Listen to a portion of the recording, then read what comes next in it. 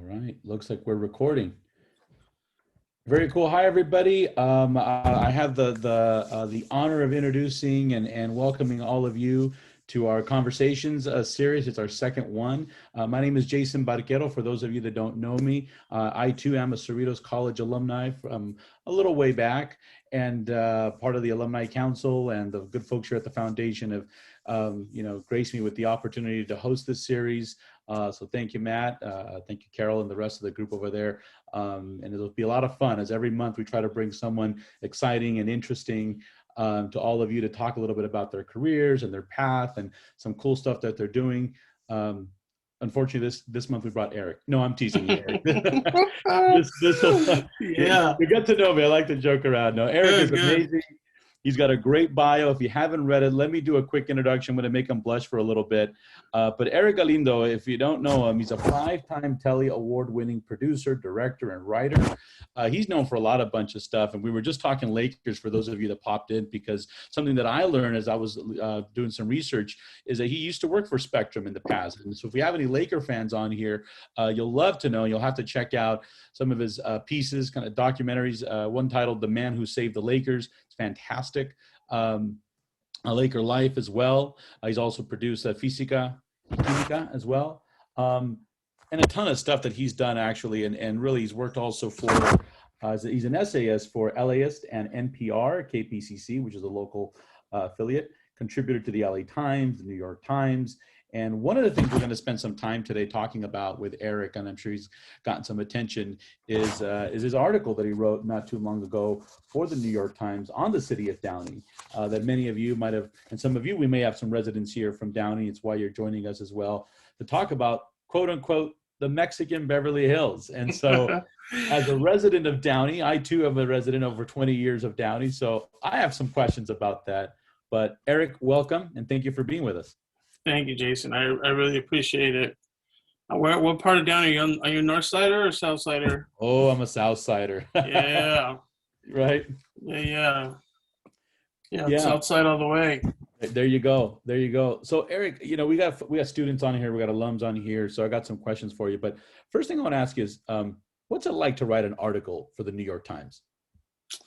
Oh, damn. You know what? When I was a student at Cerritos, I got a fellowship to work for the New York Times for like a month in Miami. And that really, really blew my mind. They flew me out to Miami. It was my first time ever on a plane. I went out there and I wrote an article about homeless veterans who were dealing with PTSD while living on the streets of Miami-Dade County, which is one of the places at the time that led the country in homelessness. And I remember getting the check and like framing it. Like I framed it, put it in my apartment, my first check from the New York Times, and that really blew my mind. But this time was a little different because it was an article that was very personal, so it was about me. And that's a little different to write something that's like where you're kind of the centerpiece of the story. That was really cool. I mean, I don't know. Anytime I write anything, I feel a little like very grateful, very surprised that anyone wants to read what I have to say, and very honored, like every time. It's a lot of stress, a lot of pressure, a lot of work, but I'm always really happy about it. Yeah, and I'm going to dive right into that. The more I read about you, because we've never really formally met, or informally met, and I'm thinking I have a lot more in common with this guy than I thought. We both went to Cerritos. I'm a Southeast LA kid like you, grew up in Southgate, moved to Downey when I was in junior high school. Both kind of had, worked with Lakers or kind of in a way and done some things there, some projects, kind of fun. But as a Southeast LA person like myself and yourself, and then sounds like we moved to Downey around the same time. I moved in 94. I think you moved in 95, I think you said in your article. And so it was resonating with me. And I know we have a lot of alums and students that live in Downey. What was the motivation when you said, okay, I'm going to write about this? I know you're a resident, but, take me through that. And why was it interesting to the New York Times? What happened? Well, one of the things that's funny is that term, the Mexican Beverly Hills, has been around for a long time. It was around, I remember when we were moving here, people were like kind of, ooh, you're moving to the Mexican Beverly Hills. And I was like, I was really annoyed by it because I was just that kid, that cynical kid. And then I was having dinner one day. This is before coronavirus, and somebody mentioned, "Oh, you moving to Downey? Oh, the Mexican Beverly Hills." And I was like, "Man, they still call it that." And then I just, we got into this conversation at this dinner about why people call it that, and I thought it was just interesting that Downey is it's like a place people aspire to move to, and that's sort of like part of the this idea of what is the American dream. And then when the pandemic happened, there was just so many images happening in media, black and brown people, especially here in LA, where a lot of the civil rights was happening. And then so I reached out to the New York Times, who's doesn't have a great record of covering Los Angeles. They always cover it from Hollywood and like these very insecure people who only are worried about their image. And I seriously felt like that endangers our community. So I reached out to the editor over there and I was like, hey, I want to write this piece that talks about Latinos in a way that they're not traditionally seen, which is, they're not victims. They're hardworking people. They're real people. They're just like any place in America. And there can be, there's just so many layers to Latinidad that I wanted to like peel off a little bit of the onion for them. And I was like, I straight up was like, dude, I'm worried you guys are endangering our lives right now. Where people are protesting in the streets, and you're publishing like puff pieces about people feeling sad about not being stuck in traffic. Like, I was just really upset. And thankfully, like, the editors were like, yeah, we love your story. We want to run it. And I think that's part of it. A lot of the times you see this idea of like that the middle class is going away, or like the ideals of the American dream are disappearing, when in reality what's happening is people of color are starting to come into their own. Prior to the pandemic, Latinos were a big part of the economic boom that we were living through. And I think when they talk about the middle class is eroding, what they're really saying is the old school classic idea of like white middle class is eroding. And because they never see us. So that's what I really wanted to show, is like a middle class ideal society that's thriving with Downey. Did you get any, after you wrote the article, what kind of comments did you get? I'm sure you get all kinds of email. Give us some interesting ones. Would you get any pushback? Oh yeah, I mean, look, anytime I write anything, especially about Latinos or about people of color, I get a lot of comments, both good and bad. Get some really nasty hate mail sometimes. The New York Times piece was like nonstop. It was like 24 hours, just a barrage of supportive comments, yes, but there was a lot of pushback. And it's interesting because you're telling a very specific story. Like, I was telling my story, and a lot of people were upset that I wasn't telling their story, or their perspective, or that I was leaving things out that they had noticed. And that's totally understandable. But some people were really nasty. I mean, even the local paper here, the Downey Patriot, published a letter to the editor from a very racist person who, specifically was like, Downey's terrible because of all these like people building their houses. They never say, it's the Mexicans, right? They say these people building these gaudy houses. They're talking about Latinos, it's old white Downey, like, really was upset. But and honestly, like, a lot of the stuff that was coming in that was really negative was like my family was telling me, they're like, oh, somebody was talking about you on a Facebook group. Like, my dad is the one who reads the Downey Patriot, and he was like, mijo, then. And he was super upset. He was like furious. I was just like, Dad, this happens every time. Like, don't take it personal. And does some of that kind of make you proud, though, as a journalist in a way? Because isn't that what you want, right? When you work in that world, you do these things because you want to provoke. I mean, provoke is kind of such a bad word, but you want to provoke some type of an emotion and conversation about it, good or bad. At least people are talking about it. Is that kind of how you felt too about it, in a kind of a cynical way? Yeah, you know what? I used to love hate mail. Man, in my early days as a journalist, this was like when the internet was, the internet is very new, and there was a lot of the readers of newspapers are older, and I used to get written letters, like hate mail written letters to my when I used to work at the Daily News, and they would just like those were my favorite because I knew somebody was so emotionally connected to the piece that they felt necessary to like write you a letter. It's a lot easier now to just go on Twitter and like go off. But back then they had to write a letter or they had to like call me. Like one time I got threatened by some guy who said he was part of the Mexican mafia because I written about, a story involving the Mexican mafia, and they threatened to kill me. Like I was always really entertaining to me. But this time the sheer volume of it was a little overwhelming because I'm talking like, it was a lot. Yeah, it was a lot. It was trending on Twitter. Everybody was like tweeting at me. Everybody was like sending me letters. What do you think offended people the most? Because it sounds like people did get offended. I didn't get offended. Some folks did. What was the reoccurring theme that you saw where people were kind of coming at it?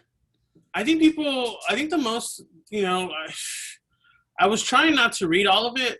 I would say a lot of people take like umbrage with the name Mexican Beverly Hills. A lot of it was about the headline. Like I feel like a lot of people didn't read the article, or they read the article but they really wanted to talk about the headline. And one of the things about that headline that I specifically talk about in the article is that it's not a great name for many reasons. Number one is it erases the vast majority of Latinos are very diverse. They're not all Mexican, right? And the other thing is that like it centers success through a white lens.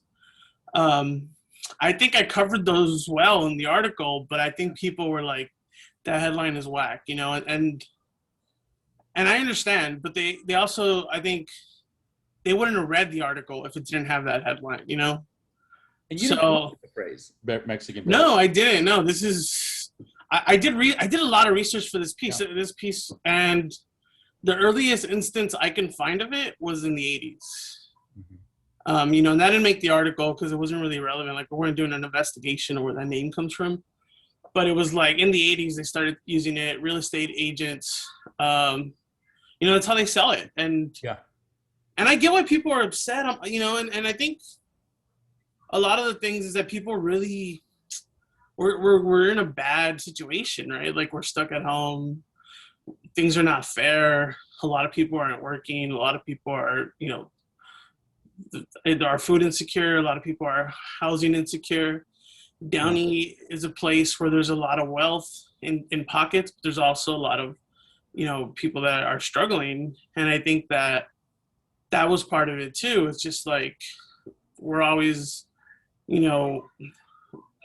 we're trying to be seen. Like everyone's trying to be seen. And a lot of people maybe felt like they weren't being seen by what I wrote. That's a good point. And before I move on, if someone has a question here, kind of we're going in that direction, but the question is, what are some of your coping mechanisms when you're dealing with hate mail? Laughter. Like I just laugh. My journalism professor at Cerritos College, Rich Cameron, like he used to say, for every letter of hate mail you get or email, there's usually 5 people who love it. And he said only like the really, like people who love things usually don't tell you. People who like things usually don't tell you. People who are moderately impressed don't tell you. It's like a very small percentage of the people who have interacted with your piece who feel very negative about it. And I think, that was when I was younger and I was just starting off. And another thing is like, you don't grow up looking like me, in Southeast Los Angeles without dealing with like a lot of haters, a lot of derogatory comments, like bullies and stuff. So to me, it's like, this is nothing new. I try to have a sense of humor about it. I try to be also respectful of like, you don't know what people are going through, people are having a bad day, they're going off. It's fine. Like, I have bad days too, so it's, I don't know. You just kind of, I mean, you can eat some food. I don't know. Like, no, no, it's interesting because how it relates to the article that you wrote and how it stirs some emotions. I think when some people will read that, I connected a lot with it personally. And, I moved here with my parents as a kid, and same reasons kind of that you talked about for yourself. They wanted kind of a better situation, and we were fortunate enough to afford it. And I went to Warren High School and that, and then went on to Cerritos and the whole thing and all that. And got married, ended up staying here, buying a home here, the whole thing.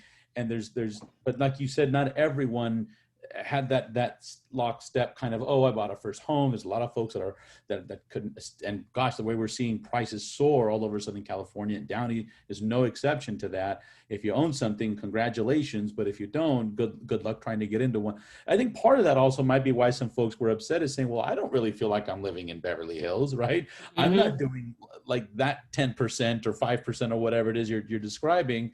Although it does exist, you can't ignore it because there are these mega mansions in certain parts that are insane. But then there are folks on a certain side that that aren't doing as well. I think why I don't see that, and that probably fed a lot to some of that. I'm guessing, right? That you got some of the feedback you got. Yeah, and I think again it was a lot about. There was some feedback about class stuff. It basically was everything that we're going through right now as a society. It felt like it brought a lot of that up. It brought up, the imbalance in a capitalistic society. It brought up civil rights. It brought up, just this idea of identity, like all this thing. And, one of the things that I like to think about at Downey is that it's an entire community that's sort of coming into its own and trying to evolve and figure out what it means to be, in this situation where, yeah, Downey does have people who are struggling, but when you look at it compared to every other area around here in Southeast Los Angeles, Downey is not struggling as much, right? That's right. And sometimes people from outside of Downey resent Downey for it, and I feel like that's part of these systems that are set up to kind of pit us against each other. Instead of being happy for people who are buying houses, we like to be like, well, forget them. I'm struggling. Why should I hear about them?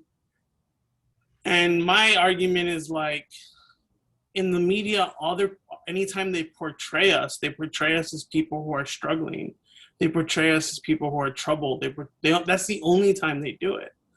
And I think it's time for them to see people who, like your parents, like my parents, who did something like impossible. Like, they migrated from another country. Like, they left everything that was comfortable to them to come to a place that didn't want them, that tried to deport them over and over and over again, and somehow succeeded, and to the point where, like, their son's working for the Lakers, their son's writing for the New York Times. Like, that's fucking crazy. And I think that those stories need to be told just as much as the stories that need to be told about the vast inequality that exists in these pockets of society. You're absolutely right. I look at the positive when I look at Downey, and if you're looking for, and then we'll move on. But if I have to inject my own opinion, if you're looking for a pocket in Los Angeles County where you have a pocket of thriving young and older Latinos and Latinas, you can look to Downey and find some wonderful stories of young entrepreneurs, similar stories like yours or mine, of parents that immigrated into this country. They're opening up barbershops, restaurants, bars, ice cream, boba, you name it. Right. They're real estate agents. They're owning stuff, and they're providing they're examples, right? They're wonderful examples for our children and future generations and stuff. And so it's not perfect, but it is a microcosm really of just kind of society. There's always going to be a sector that's not doing well, but it's our responsibility.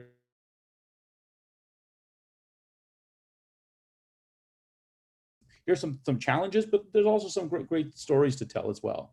Totally. I think I just don't want to get into a point where, like, one person's success automatically equals someone else's failure, and that's what I hope to present with the article. Eric, someone has a question here. They say, hey, Eric, what stories and talent marks are you most proud of? Any big lessons that you took with you in your career from, I'm guessing, from your time with talent marks? And you know, it's funny. A friend of mine asked me for the link to this because he wanted to attend, and I had to like Google myself, you know, like a douchebag, and I typed in my name, Erick Galindo Cerritos, and the first thing that pops up is like a letter to the editor titled "Erick Galindo is so wrong." I love it. Yeah, and I was like, oh man, I clicked on it and I read it, and I was like, I don't even know what this guy's upset about. Like, he quotes me in there, and I'm like, I don't know what I wrote.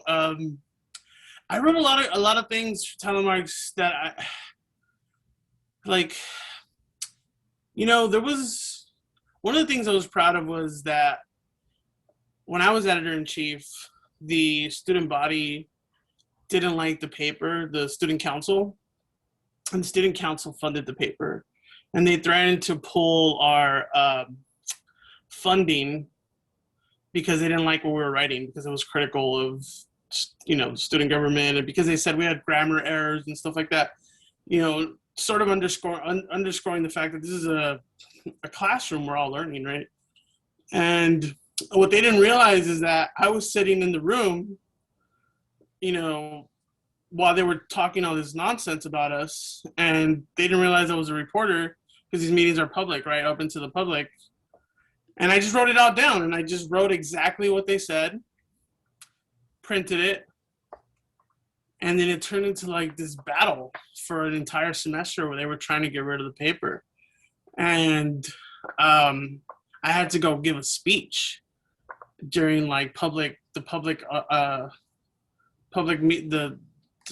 forget what it's called, but you know, you go right before the meeting, and I had to give this speech where like I like quoted the Constitution and like free speech, and like, you know, there was lawyers involved at this point, and I don't know, for some reason that one always stuck with me, where it was like it was like one of those times where you really got to understand the power of the press, and like really understand your rights and sort of stand up to the man, you know, like it was cool. And that's one of those stories that always stuck with me of all the things I wrote. If someone's asking, where do you draw your inspiration to write, and what are you working on now? You know, I feel like, I don't know if this is all writers, but for me, writing is about not being able to let go of moments. And so when I see something that I want to hold on to, I write about it. You know, a lot of times you get assigned to write things that maybe you don't want to write. You know, that's part of the job. But for me, it's I try to find those moments within the assignment. Like, what just happened that I want to hang on to? And that's sort of where I draw my inspiration. It's just kind of from life, and trying to either hang on to something that was beautiful or correct something that was kind of awful by finding the beauty in it, you know, or by finding the power in it. There's a lot of beauty in the contrast to life. You know, right now I'm actually working on a podcast that I'm developing for LAIst Studios. I'm working on a couple of other projects that I really can't announce yet. They're going to be pretty big, I hope. But they're all kind of in that world, in the like TV, film, podcast world. And I'm always writing like ideas for stuff. You know, my ultimate goal is to like add more representation to mass media and pop culture of stories from people that don't often get represented. So that's kind of always what I'm working toward. Was journalism always the dream? And at what point, at what age did you say, I want to do this, I want to produce, or I want to write, or when did it hit you? And when did you become mom and dad? That's the follow-up to that. Bro, my mom and dad still don't know what I do.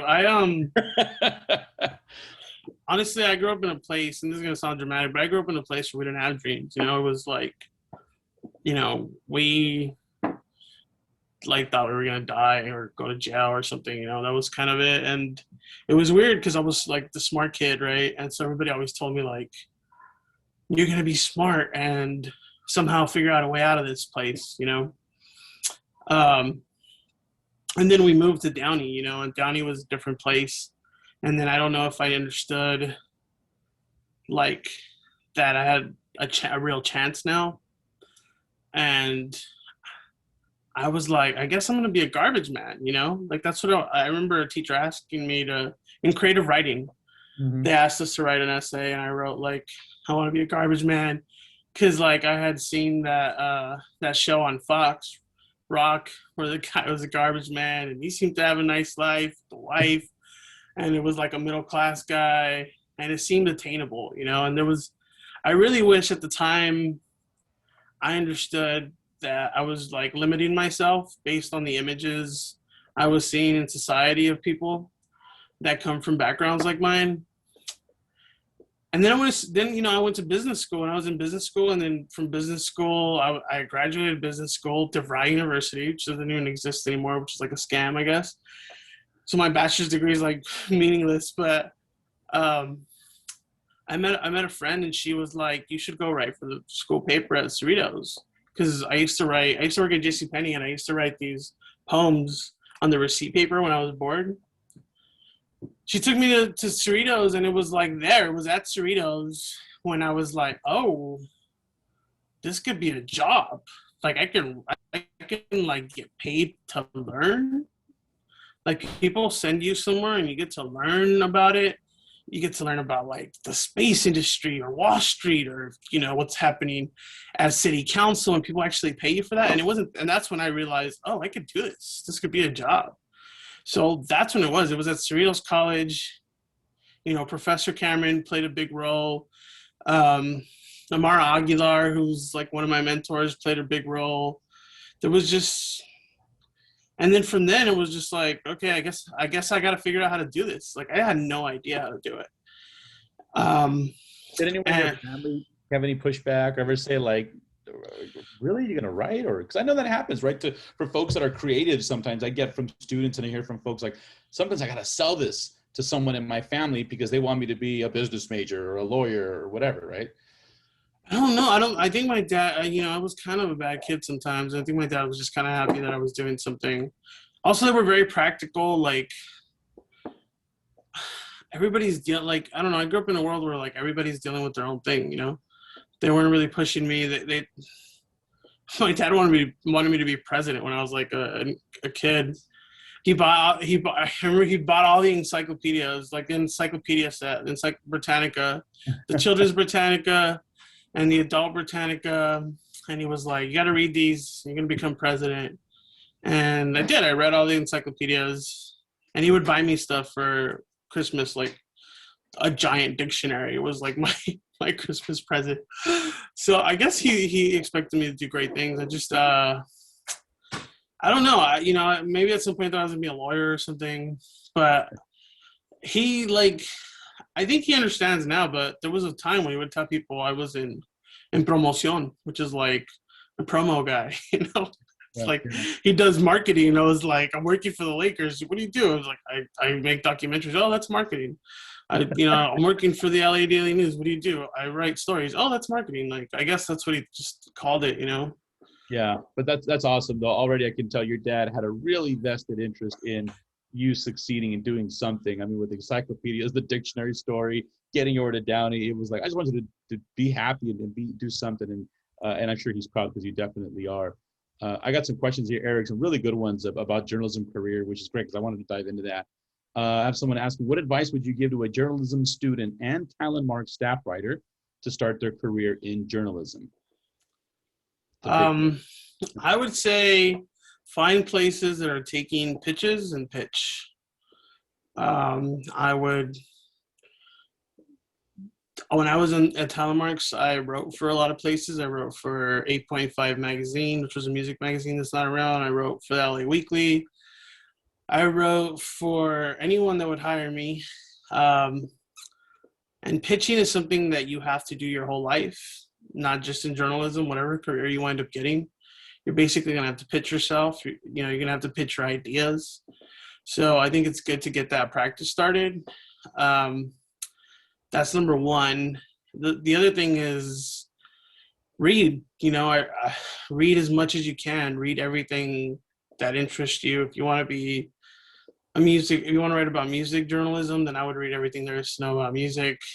Try to understand what people are into. A lot of the job of journalism is adjusting to the environment. You're either adjusting to the actual story you're writing or covering, or you're adjusting to your editor or your producer, or you're adjusting to the industry shifts. Like right now, social media is obviously huge. So, I would just get really good at being flexible, fast, and really clear with my communication. Someone's asking, what advice do you have for people who know this is what they want to do with their life, but they're afraid to go into the field after college? They're afraid because of like the economic situation, or are they afraid because of, I don't know, man. I was either always afraid or never afraid. It's hard to tell sometimes. Yeah. Like, Well, you know what? And obviously I don't know but I'm gonna chime in a little bit because I was in that boat. Where now I was at Cerritos College. I don't know if you remember Professor Craig Bright, who ran the radio program. Right, the radio. So he was our Rich Cameron, so to speak. Right, I took a class with Rich, but I was more on the broadcast side. And so, I was with Craig in that whole program for over 2.5 years, almost whole 3 years. I was there at Cerritos, and I didn't major in radio, TV, film after I went through speech communication and kind of went the safe route, as people talk about. Right, I was one of those people that was afraid, kind of. I think what this person is maybe alluding to jump into that medium because, as much as I love my family and all of that, and they wanted what's best, they were a little bit more like, well, I don't know if you're going to really make a lot of money in that, or there was the sense of it's not for Latinos really. That's what and then that kind of plays into a little bit, be like, oh gosh, what if I don't make it? I take this dive to get into radio, and then I tank, and I'm this starving person, and this and that, and so I think that fear sometimes takes over for students instead of just leaning in. And I regret sometimes maybe just not leaning in completely. If I go back 20 years, I'm like, screw that, I'm going to jump in all in. But so how do you, for you, it doesn't sound like there was that. It was like, no, I'm just going to do this. I don't look. Like I said, I don't really know. I don't know the difference between being scared and being not scared, because they both feel the same to me. They're both just adrenaline thing, right? Like for me, it's like, this is what I will say is, if you're scared because you're not sure this is a sustainable career, like, don't be afraid to fail. That's what I would say. Go. You can always start over. We've created like this like societal structure where, you have to be a certain age to start brand new. And that's not true. It doesn't matter how old you are. You can always start over, especially as a storyteller. Because people, I'll tell you stories of like people who tried forever to break through. And, when they were 40 or 50, they broke through, or 60, they broke through, whatever the field was. Like, and so that's what I would say. I would say, if it's something that you love, I would go for it. And if you fail, then you failed, and then you just start over and you try something else, or you keep going. Like, I don't know, man. Like, I was born probably afraid, like that. I think that's like biological, right? That's like our instincts tell us to be afraid, and society doesn't help. So I would say, like, have a strategy. Like, don't just go in, don't just run into the field and like without a plan. Have a plan, have a strategy, have goals. That's the one thing I regret, is kind of not having goals, just kind of going in with my like straight up no plan. Have goals, have a plan. Where do you want to be at a certain level? Like, in 5 years, I want to be here. In 5 years, I want to be here. Figure out the best path for you, because not everybody's path is going to be the same, and just run. Like, the fear drives you. Like, at some point you realize fear is just adrenaline, which is just energy, which you can just use to like go on. Like, you broadcast games, Jason. Like, that to me seems terrifying, right? Like, but do you feel like like when you're about to start, do you feel like that moment where like, oh, this is going to be awesome? Oh, absolutely. And it doesn't even have to be Lakers. And I'll just say, since you asked, you know, when I left Cerritos College, through that program, I was connected to other folks. Even way after that, years later, I started hosting a talk show in the middle of nowhere in San Bernardino, a small radio station that almost nobody would freaking listen to you. But I was on there, and I would go every Saturday, drive from Downey to San Bernardino, off the way out in the boonies, you know, and spend hours. But let me tell you, I loved it. And it's the funniest thing is everyone always talks about Lakers and doing the PA thing for South Bay and all. Yeah, it's exciting. It's sexy because of the name, and right? But between you and I and the folks on here, the most fun I ever had, and still to this day, was hosting my own political talk show. And then at KCA 1050 AM in San Bernardino, that only got heard so far. But going back to what you asked me, yeah, that adrenaline was there. That excitement was there. I absolutely loved it. That's where the passion comes through. There's fear. There's fear, like right before you turn on that mic, right before you're like, oh. Yeah, and I'm sure right before you see that article, and then you know it's going to go up on that Tuesday morning. Like, oh, here it goes. See what happens. You start getting that, but it excites us, right? It makes it exciting and makes it interesting. You learn to love the fear, is what I would say. Yeah, absolutely. Got some great questions coming in. You know, kind of switching gears a little bit. When did you find your passion in food writing? You know what? It's an interesting thing because people, I feel like food writing is no different than any kind of storytelling. But I will say that Los Angeles has a rich history of especially Mexican food, Latino food, people of color making food. And for me, food writing was just a way to tell stories of a more inclusive version of Los Angeles. So that's kind of where I did it. I mean, you can look at me and know I love food. Like food is the shit. Like, yeah, right. But I think the stories behind the food is what I was gravitating toward. And also just like, oh man, I don't know. I was always that kid that like wondered why things existed. You know, I'm like, dude, 100 years ago, somebody figured out how to fry tacos, you know, or, you know, they invented café de olla. The people who invented tortillas, like tortillas were invented as like an edible spoon. Like, these are the things that fascinated me since I was a kid. You know, I used to take things apart and put them back together when I was a kid, like just trying to understand how things work. And I think food is culture. And I like to write about the culture. I especially like to write about my culture. And for me, my culture is really rich with food. I feel like you can't live in LA and not want to write, report, talk about food. I mean, it's amazing.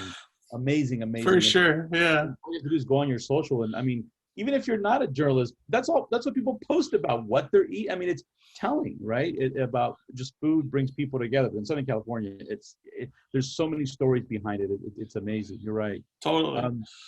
Someone's asking, have you experienced racism in the newsroom? How have you navigated the, quote, white gaze many people of color experience in media? And what would you recommend newsrooms do to increase inclusivity? I've experienced it. Obviously, I look a certain way. I'm more palatable to people. Like, you know, I feel sometimes like people really love me because I'm, you know, I'm Mexican, but I don't look Mexican, you know, so they can like check that box to like, we have somebody on staff who's diverse, but I don't feel threatened, you know, because he looks like a leprechaun, you know, like it's cute.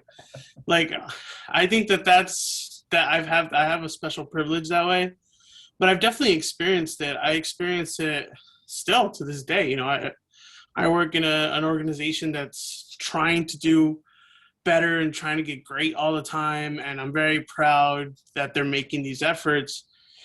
But we're dealing with like structures that have been around forever, you know, and systems that were set up by, you know, old rich property owners. So I've experienced it. A lot of the times it's very micro, right? Like it's like I remember I used to get so upset that when when I was a sports journalist, that anytime they talked about Yasiel Puig they had to mention that he was a Cuban exile. Like, you'd read a story and it was like Cuban exile, Yasiel Puig, or Cuban refugee, Yasiel Puig. And I just felt like that was a very microaggressive way of saying he's not just like the other players. And those are kind of the things I experienced. I feel like like in my early days in newsrooms, like people could just like, especially like the old white guys would say whatever was on their mind, you know, if they wanted to say, you know, derogatory terms that you wouldn't hear now, they'd say if they wanted to say like, why don't Mexicans go back to Mexico, they'd say and as we've evolved, those same phrases become tiny, and like you still feel that they still feel horrible though, you know, like when they say things like, I know sometimes like white editors won't trust a quote that I have from Latino sources or from Black sources, you know, they question them in ways they don't question quotes from white organizations or white experts. Tiny things like that really, really, you have to kind of call them out, because if you don't call them out, they don't really know they're doing it. They don't understand subconsciously what's been ingrained in them, you know. And I think that that's part of how to make these institutions more inclusive. The other thing is, like, they have to just hire people. And it's like, I keep saying, just give us the money, you know, like, stop like talking about we're going to do better, we're going to have meetings, we're going to have, you know, a 10-point plan, here's a PDF on how we're going to get better. It's like, no, actively seek people of color to join your organization. And it's not the Rooney Rule. It's not let's interview them, let's interview a certain amount of them. It's like, just do it, you know, just say we're going to hire 10 journalists of color and go and hire them. Don't like go, well, we're going to hire the best candidate for the job with the most experience, because that's kind of bullshit, because no one will give us experience to begin with. So it's never going to be on that same level, right? Like a journalist that's been working for 10 years in the press who's white has an advantage over somebody who's been trying to get in for 10 years and has only been doing freelance work sporadically. Like, so I think it's just like these institutions need to just sort of actively start hiring people of color so that we start to catch up to where everyone else is. The question I have is how have you seen the field change compared to how it was when you first began? And how do you see the field changing in the future? Where do you see it going, field of journalism? Well, you know, the field of journalism is wild. Like, I don't, it changed. Social media, right? Because I'm guessing, if I'm guessing, you know, your age kind of from when you very first started, and here we are now, 10 years ago, social was just getting off the ground. That alone has had to have changed your job completely, right? Yeah, man. I mean, social media changes it all the time. You know, you go from like, oh, everybody's got to have a Twitter, everybody's got to have a Facebook, everybody's got to have Instagram, everybody's got to have Snapchat, everybody's got to have a TikTok, everybody's got to have YouTube, everybody's got to have a Twitch, everybody's got to have a Substack. You know, like, these are all things that change. I think what hasn't changed is that you need to be strong with storytelling. And if you want to really like evolve with the times, my best advice is like learn where storytelling fits in these new tools, right? Like how to tell a story in 15 seconds for TikTok, right? Or for Instagram, how to tell a story through a Twitter thread. It's still telling a story, it's just figuring out how to do it through these new tools. So that hasn't changed. You know, the landscape has changed. It's trying to change for the better. You see organizations getting called out on like lack of inclusivity or toxic work environments, you know, toxic masculinity, all these things that these ideas that felt like you'd get laughed at for bringing up. Like I did get laughed at for bringing up the Yasiel Puig thing, you know, like these are things that happened a long time ago that now people are actually trying to listen. And I feel like in the future, they're going to have no choice. You know, the mainstream has shifted. We are the mainstream. You see what happened in that election. 80 million people, mostly people of color, helped change an entire election. That's going to happen in these corporate environments. you know, and I think that that's going to hit journalism too. Great point. I want to ask you this because before we run out of time, you guys have a couple of good questions, but selfishly, I want to know, how did you get involved with Spectrum and storytelling with the Lakers? And tell me about that experience, and tell everybody here about that. And what was that like? You know, I was actually at Yahoo. I was covering the Summer Olympics, and they were launching the channel. It was a brand new channel, brand new idea, and they were recruiting. And somebody found me on LinkedIn. I think they're the recruiter, and they're like, "Hey, we're starting this channel. Do you want to apply to be they were starting a Spanish channel, Deportes. Do you want to start to be on Deportes, you know?" And I was like, sure, like, that'd be amazing to work for the Lakers, you know. Also, they gave free cable, which I was really excited about. Free cable and internet. And I was like, yeah. And then they interviewed me, and they offered me, like, the English role, which, again, goes to show you, like, the privilege of my appearance, you know. On paper, they were like, this guy obviously has to go to the Latino channel. Isn't that funny? Well, yeah. Wow. And when I got there, they were like, oh, you know what? I think we're going to hire you for the English channel. And then that's what it was, man. And it was crazy because I was there from launch. And you were hired to do what exactly, Eric? I was hired as a video producer. So were you doing video stuff, and that's how they found you? So you weren't just, because we talked a lot about your writing, but I think folks so you've done video production too, and that's what drew them to you? Yeah, I went to, like, my experience as a journalist was multimedia. I learned how to shoot and edit video, how to do audio, how to do everything. So I was doing that my entire career. And at Yahoo, that's what I was doing. I was writing blog posts about the Olympics, but I was doing a lot of the video and slideshows.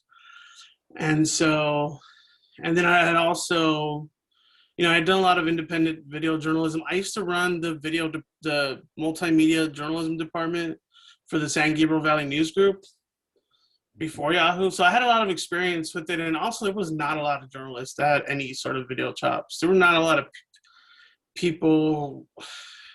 Like, now everybody kind of knows video, but back then this was still a very unique set of skills. So that's what I was mostly hired to. I was hired to do video producer for digital. And my experience was trying to drag an old broadcast network to digital, which basically I failed at because they did not, you know, they never understood that. Now it's like, it sounds crazy, right? Now it's like, of course it has to be streaming. Of course you have to have videos online. Of course you have to have social media presence. But back then it was still fairly new, and people were still hesitant to adapt to it. But man, all of a sudden I was like in a room with Kobe, in a room with David Beckham. Like, I got like, I remember I was in, Kobe and David Beckham were basically interviewing each other for, like, the opening of the network, and I'm taking photos, and James Worthy is, like, standing right next to me, and he's like, can you take a photo of me and Kobe and text it to me? Here's my number. So, like, I'm like, dude, I'm this kid from the hood. Why do I have James Worthy's phone number, you know? And, like, now me and James are still homies. Like, we still talk all the time, you know? And it was, like, an experience that, like, blew my mind. Like, I couldn't believe it. And it was a lot of fun, you know, and sadly, because of economics and stuff, they basically canceled all their non-broadcast programming for a while. And, you know, so I was let go, but that was my experience, man. It was an incredible time to be, like, you know, hanging with Jeannie Buss and, like, telling these crazy stories, like interviewing Robert Horry and so many people, getting yelled at by Kobe. Like, that was one of my favorite things, to get yelled at by Kobe. You got yelled at by Kobe? Oh yeah, for, like, being in the room because Kobe hated the media. Yeah, Kobe had, like, this weird relationship with the media, right? Where, like, he could charm the media, and he respected it, I think. But if he was annoyed, or if you were in his space and he didn't want you there, he'd just be like, get the hell out of here, you know? And the last time I saw Kobe, actually, I got kicked out of the room because he was launching his book, and his publisher hired me to write basically like a story about the book and, like, what it means to LA for LA Taco, and so he was at the Barnes and Noble at the Grove, and they called me and my editor were going down there. My editor's like, "Hey, bring your camera," and I was like, "You sure? Did you get this authorized?" Because Kobe's very strict on that. If he doesn't give you permission, he's gonna be pissed. He's like, it's fine, just bring your camera. I'm like, all right, whatever. I show up to the Grove, I bring my camera, Kobe sees it, boom, we're out. Like, we got kicked. Like, yeah, it was like we went to like this backstage little area where he was, and he was like, he just waved his finger like that, and his people like just took us out. Game over from there. Yeah, but you had to respect Kobe for being like just, like just being tough no matter what. Like the person you saw on the court was the person you saw off the court. But yeah, man, it was great. I love Spectrum. It was a fun time. I did not like getting let go. I did not like getting canceled, but it was fun. And that's you've had a true experience of what, and I think it's important for students to know the not so glamorous part when you work in entertainment or media, right? That these things happen. There are mergers all the time. And the industry has changed quite a bit, but it's so delicate, right? And in terms of keeping the job and having that stability, how do you manage through that? And what advice do you have, I think, for folks that are looking at getting into the industry? Yeah, there's what the top 1%ers of broadcast or print journalism and all of that. And then there's, everyone else and what advice do you have for folks that they need to know going into this industry if they're truly, their heart's in it? Yeah, you have to be ready to be rejected for sure. You have to learn to accept rejection and cope with it in a positive way. I think that's one of it. I think the other thing is like, really look out for yourself. Like, it's one thing to be loyal to an organization, but the NBA is a good example. Like, players get traded all the time. Players get cut all the time. Look out for yourself. Look out for for the people that are like in your circle, the people that like look out for one another. Find that group of friends that, you can come up with together in the business and can support you, so that when you do lose a job or get laid off, you can start reaching out to your network and be like, hey, I just got cut. Like, have you heard anything? And just kind of always be hustling, like I think having a strategy is really important to like any kind of business, and journalism is a business. So that would be my advice, is like, have a plan and make those network connections, reach out to people, follow up when you meet someone at a party and they're like, I run the AP bureau in Los Angeles. Don't be afraid to just be like, hey, it was nice meeting you. Let's keep in touch, and just kind of be friendly with people. I think there are so many tools at our disposal now because of social media, that I think we can like stay connected to people and sort of keep those connections going.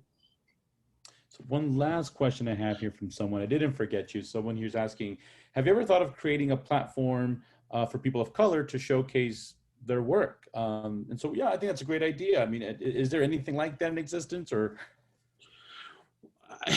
You mean like, I don't know, Twitter exists, Facebook, there's so many platforms there. A lot of people have attempted to create things like Me Too, which was, for Latino creators. I think LA Taco does a good job of highlighting work by people of color. I haven't really given that too much thought. My goal has always been to sort of enter spaces that are traditionally white and suffer through like the microaggressions and the hitting my head against the wall, in order to make those spaces less white, so that the next person coming in has less of a tough time. And also because I really want to reach white audiences with stories from people of color, because if we just keep telling stories to ourselves, that's great. That needs to be done, but they're never going to see us as human. When they started putting kids in cages, I was like, this is because they don't see us as human. And we need to reach white especially white, liberal, middle-class audiences who have a lot of power and always front like they got our backs, but then they forget about us because they never see us on TV or hear us on the radio or read our books or read our stories. So to me, instead of like trying to create a space for people of color to feel comfortable, I'm making myself uncomfortable, and I'm trying to make these other people uncomfortable by showing them things they're not used to seeing. So that's been my strategies thus far. That's great, Erick. One last thing for you is, so what's next for Erick Galindo? Where's the plan now? 5 years, 10 years? Where do you see yourself? What's next for you? You know, my goal is to create a production company that's creating content that is more representative of the modern mainstream, which is, you know, a very diverse and inclusive space, making films and TV and podcasts and radio and print stories of all kinds. And that would, I hopefully in 10 years, 5 years from now, 10 years from now, you'll see that. I think what you like, for example, I have a lot of stories, and my agent wants to turn those into like movies and television and film. And they're like, well, there's not a lot of, usually they have to pair you with a production company, and they're like, there's not a lot of Latino production companies that we can reach out to. And that's a problem. There needs to be more companies. There needs to be more people who have paved the way. All the people that paved the way for me, like I need to be able to pave the way for, you know, a dozen other people. And so that's my plan, hopefully in the next 5 to 10 years, is to have paved the path and brought as many people as I can with me. And hopefully, like, this is going to sound crazy, but hopefully change the world just a little bit. There you go. So all the students that are on here, if you're looking for an internship, yeah, hit me up at some point. Erick, if someone wants to get a hold of you, man, are you on LinkedIn, or how can they connect with you? Yeah, I'm on LinkedIn, I'm on Twitter, Instagram. You know, you can email me, whatever. My email is my name .g followed by 3 E's at Gmail. Reach out to me. You know, I'm not, you know, super powerful or influential or anything, but if anyone has advice and stuff, I'm here for you. And you know, if anybody needs to know anything that I can be helpful with, I'm down to help, especially students. That's great, man. As a fellow alum, we're proud of you. Good work. I know we're really excited to have you on here. And I think we've covered most everyone's questions. So I'll take this time to thank everybody for being a part of this. This is great. Had a lot of fun here. The session is recorded. We'll follow up with the foundation and see if this will go up at some point, if you want to share this out. Erick, thanks for this, man. This was exciting. Hopefully I get to, once we get back out there, hopefully catch you at the UCLA Health Training Center. Watch a game, man. Yeah, for sure. Thank you, Jason. Thanks, everyone. Have a good night, everybody.